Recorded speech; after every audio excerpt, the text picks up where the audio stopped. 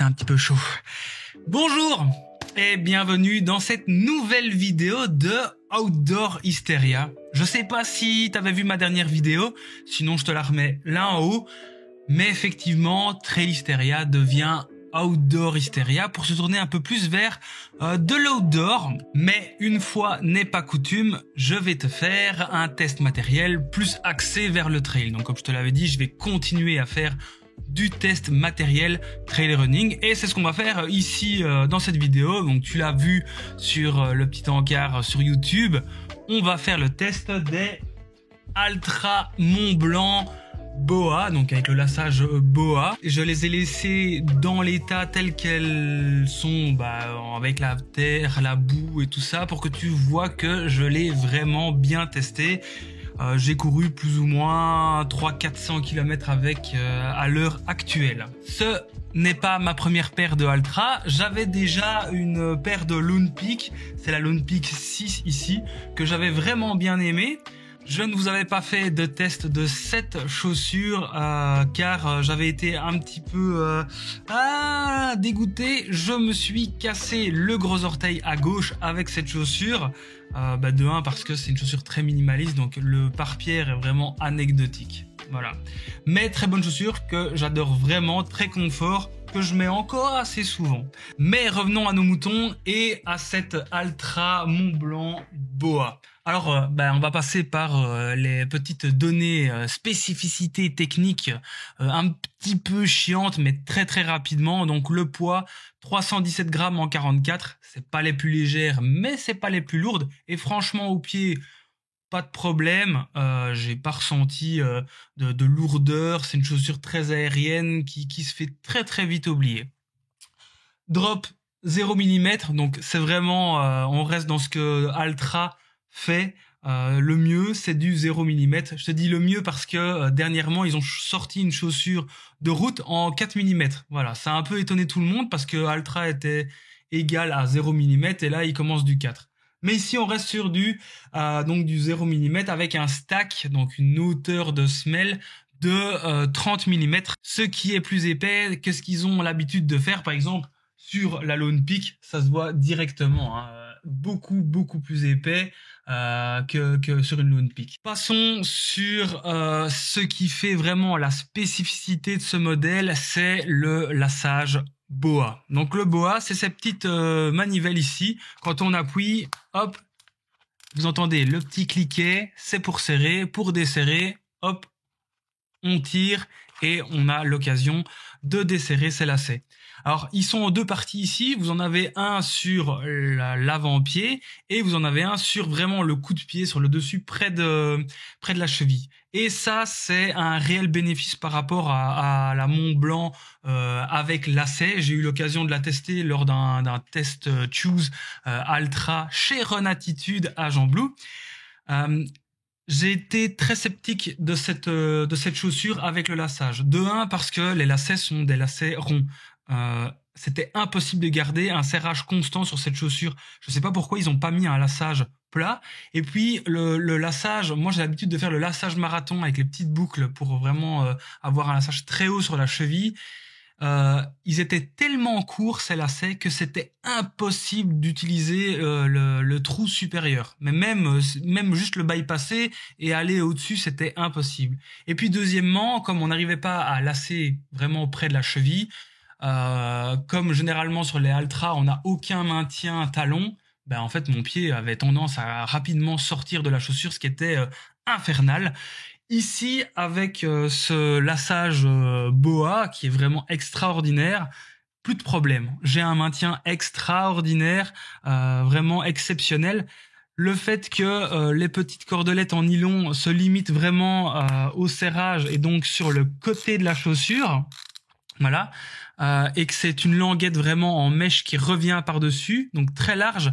On évite vraiment tout ce qui est pression due à ce fin fil de nylon sur le coup de pied. C'est vraiment très très confortable. Donc vraiment hyper précis et hyper confort. On va pas bouger très loin, on va aller directement sur la tige, donc l'empeigne de la chaussure. On a donc un mèche qui est très très fin, très très doux au toucher. À première vue, pas hyper solide. À l'arrière, on a un peu comme une toile de jute comme ça, un petit peu plus solide. Je pense que ils avaient déjà mis ce mesh sur la supérieure, il me semble. Mais revenons sur ce mesh devant ici. De 1, il est doublé. Donc pour l'évacuation de l'eau, ça fait le taf, mais c'est pas hyper terrible. On n'en est pas au niveau d'un Matrix. Et tant qu'on y est sur ce manque de Matrix, ça aurait été génial sur une chaussure comme ça. Je pense que ça aurait rendu cette chaussure vraiment parfaite.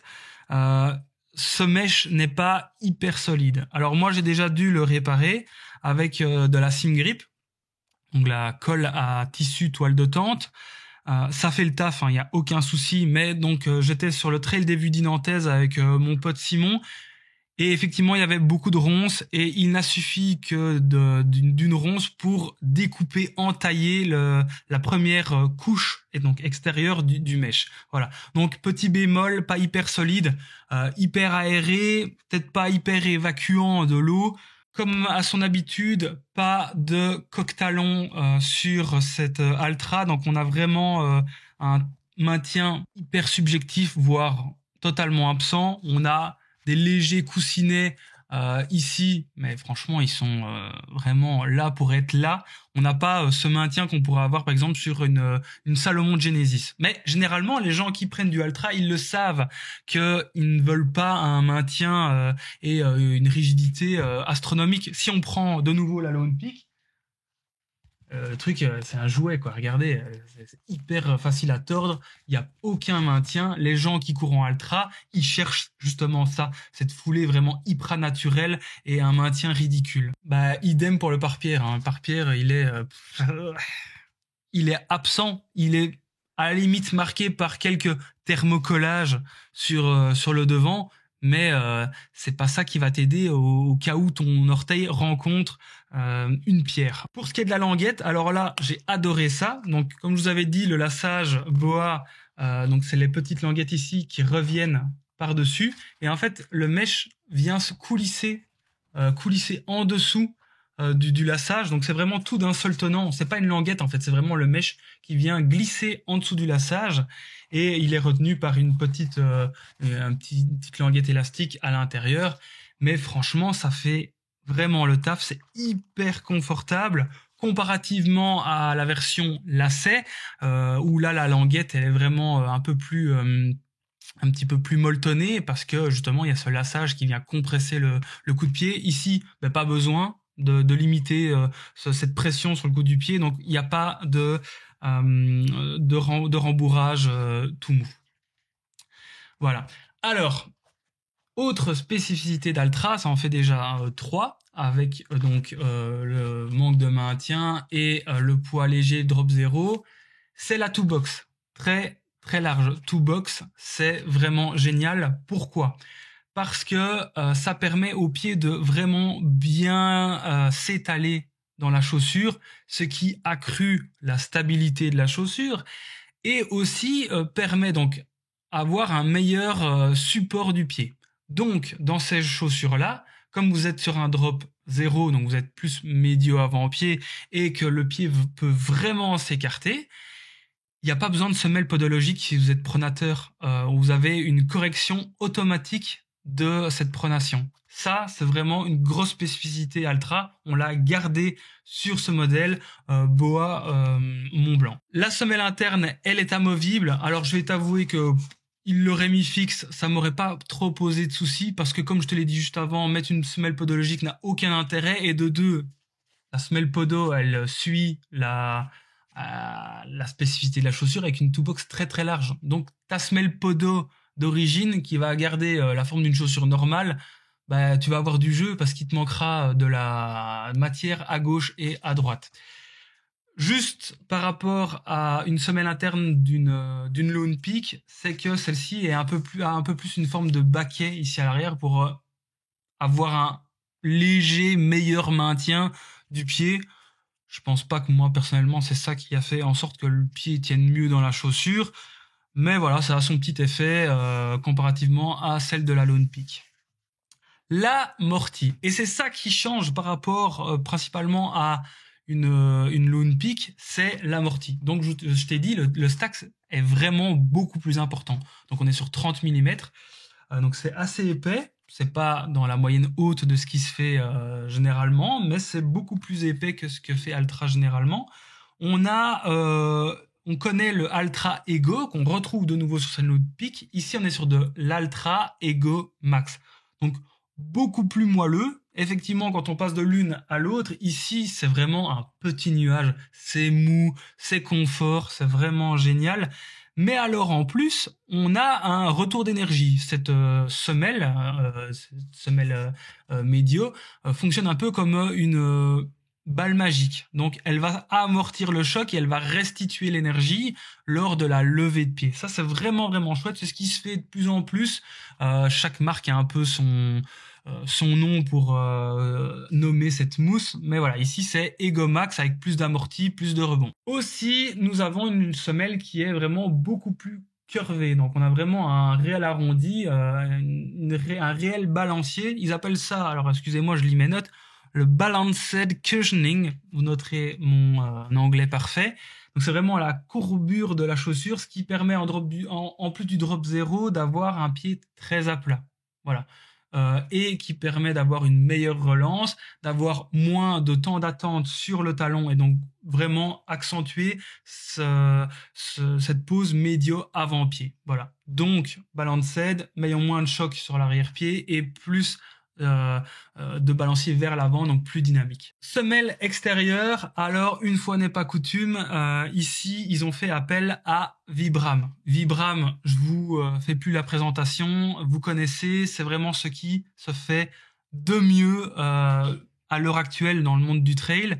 Ils ont mis ici une semelle light base, donc une semelle très très légère, qui réduit le poids de 30% et l'encombrement, donc l'épaisseur de 50%, sans pour autant atténuer l'usure de la chaussure. La chaussure tient très très bien dans n'importe quelle situation, que ce soit dans la boue, les terrains gras, les terrains caillouteux, les terrains poussiéreux. Vraiment, dans tout ce que j'ai rencontré, ça tient vraiment vraiment très bien. Bizarrement, généralement, quand on fait des chaussures qui sont faites pour tenir, on met des gros crampons qui sont très espacés. Ici, on a des petits qui sont assez rapprochés. Bon, ça permet tout de même, malgré tout, de bien pouvoir évacuer la boue, d'avoir une très bonne évacuation. Et puis, on a ces lignes, voilà, qui suivent la courbure du pied, qui permettent, malgré l'épaisseur de semelle, d'avoir une certaine flexibilité. Je remarque tout de même que cette Vibram Light Base, même si elle est censée moins vite s'user, s'use quand même assez vite. Donc je disais 300-400 bornes et on est vraiment sur quelque chose de déjà assez bien usé. Si je prends par exemple mes Genesis de chez Salomon, qui tiennent aussi super bien, génial semelle de chez Contagrip, bah, l'usure elle est ridicule par rapport à ça, quoi. J'avais déjà eu le même problème avec la Max Track, excusez-moi, de la Lone Peak. Je trouvais que ça s'usait assez vite. Alors bizarrement, bah, je sais pas si c'est ma façon de courir ou ma façon de poser le pied, mon poids et ainsi de suite. Mon ami Anthony de la chaîne Anso Run, qui a aussi fait le test de cette chaussure là, mais avec le lassage, tient ses chaussures 1300-1400 bornes sans souci, et n'a pas d'usure prématurée de semelle. Voilà, on a fini cette présentation de chaussures. Voilà, cette présentation technique de l'Altra Mont Blanc Boa est finie. Venons-en au test terrain. Boire mon petit café, hein, parce que sinon il va refroidir. Venons-en donc au test terrain. Il faut dire que quand je suis passé de cette Altra Mont Blanc, avant ça, j'avais les Salomon Genesis. Chaussures extraordinaires. Donc je t'avais fait le test de la gamme Ultra de chez Salomon qui a été mis à jour depuis. Il y a le modèle Ultra de François Den qui est venu s'ajouter, mais elle reste totalement à jour cette vidéo, je te la remets ici au-dessus. Donc je passais de cette chaussure là qui a vraiment un amorti extraordinaire, un rebond mine de rien vraiment génial, à cette Boa Mont Blanc. Eh ben je dois dire que j'ai un peu retrouvé cette philosophie. Vraiment un amorti très smooth, très mou. Malgré tout un rebond hyper intéressant. Et puis, ce que je recherchais moi de base, c'est ce drop 0 pour avoir une attaque plus médio avant-pied. Et j'ai pas été déçu. Cette attaque médio avant-pied, cette courbure de chaussure fait qu'on a un réel dynamisme de la chaussure, malgré que ça soit une chaussure à la base faite pour l'aventure, pour des longues distances. Pas pour rien qu'elle s'appelle Mont Blanc. À la base, elle devait être faite pour des courses telles que l'UTMB. Ben, même sur du court, si vous voulez un petit peu envoyer de la caisse, il n'y a pas de souci, vous pouvez y aller. J'ai fait par exemple le trail des vues dinantaises, je me rappelle plus, je pense que ça devait être un 20-24 km. Même quand il fallait envoyer, ça y allait quoi. Les chaussures étaient très dynamiques, très confort. Ce que j'avais peur, c'est que comme sur la Lone Peak, j'ai un pied assez fin, ce qui est pas hyper compatible avec Altra, c'est dans les dévers. Voilà, dans les dévers et aussi dans les descentes. J'avais peur que mon pied tombe dans la chaussure. Et ce système de lassage BOA résout tous ces problèmes. Franchement, le lassage, c'est extraordinaire et je comprends pas pourquoi on ne voit pas plus souvent ce lassage sur d'autres chaussures. C'est encore assez limité dans l'offre trail. On en voit beaucoup plus en cyclisme, en snowboard, ski et ainsi de suite, mais pas encore beaucoup en trail. Je trouve ça dommage. Mais revenons-en à ce que je racontais. En dévers, j'ai pas eu de pied qui glissait dans la chaussure. Même en descente, j'avais pas le pied qui tombait dans la chaussure. Et ça, je dois souligner, la chaussure taille très petit. Moi, en 44, j'ai mis mon pied la première fois dedans et mon orteil effleurait le bout de la chaussure. Je me suis dit, je les ai pris trop petits. Je n'aurais jamais courir en ultra avec.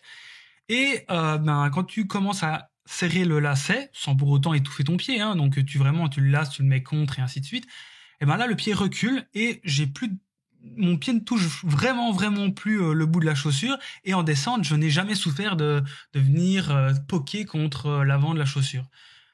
Le fait qu'il n'y ait pas de pare-pierre et que le bout de la chaussure soit pas rigide peut aussi aider. Voilà. Tout ça pour dire que cette chaussure est hyper confortable, que ce soit dans du dévers, dans des descentes, dans du caillou, dans du technique.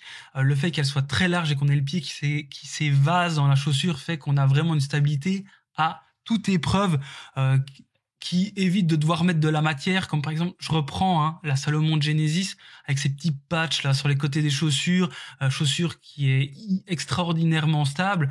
Ils ont dû ruser quoi. On a un peu plus de matière là, un peu plus de matière là, des patchs qui tiennent le pied. Ici, pas besoin, comme ton pied a vraiment toute l'aisance qu'il faut, tu as une stabilité à toute épreuve. Et c'est pour ça que, conclusion, de nouveau petite lampée de café. J'adore ces chaussures. Franchement, c'est une chaussure avec laquelle je cours énormément. Je les adore. C'est des chaussures que je porte au quotidien lors de mes entraînements. Donc même sur du très court, de la VMA, des 30-30, du pyramidal, je les mets. C'est génial, j'adore. C'est confort, c'est léger. Le BOA, c'est une bénédiction. Donc c'est sûr et certain que je vais continuer à courir avec ces chaussures. Seul petit bémol, la durabilité du mesh. Et c'est pour ça que des fois, quand je sais qu'on va y courir et qu'il y aura de la ronce et du caillou tranchant, j'évite de les mettre parce que j'ai peur de les abîmer. Ça, c'est le gros bémol. Altra, si vous me faites une BOA Mont Blanc avec un mesh Matrix, de 1, vous allez gagner en poids, en respirabilité, en maintien. Et vous laissez ce BOA, cette semelle Ego Max qui est extraordinaire aussi. Et vous avez the perfect shoes. Voilà. J'espère que cette vidéo t'aura plu. Si c'est le cas, n'hésite pas à mettre le petit pouce bleu. En commentaire si tu as des questions, des remarques, si j'ai oublié de parler de quelque chose. Pop. Il me semble que j'ai oublié de te préciser le prix de cette chaussure.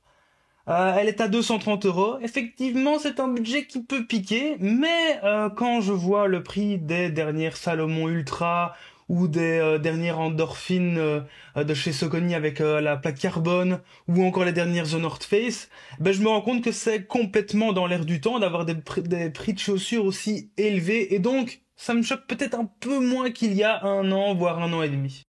C'était la première vidéo de Outdoor Hysteria. Il y en a d'autres qui arrivent. Je t'avais promis une vidéo sur la Suisse. Je vais avouer qu'elle met beaucoup plus de temps que prévu. Pourquoi? Parce que j'ai littéralement 8 heures de rush à traiter, que ça soit sur de la caméra, que ça soit sur de la GoPro, sur de l'iPhone, sur du drone. Mon pauvre drone que j'ai noyé. Donc ça prend énormément de temps, j'ai pas envie de faire un reportage de merde. Donc je prends mon temps, même s'il sortira en hiver et que c'était en été, au moins tu verras Verbier, le Val de Bagne en été, c'est génial. En attendant, il y aura d'autres tests qui arrivent. Je pense que j'ai le test de la Evadict MT Caution 2 qui arrive quasi tout de suite après celui-ci.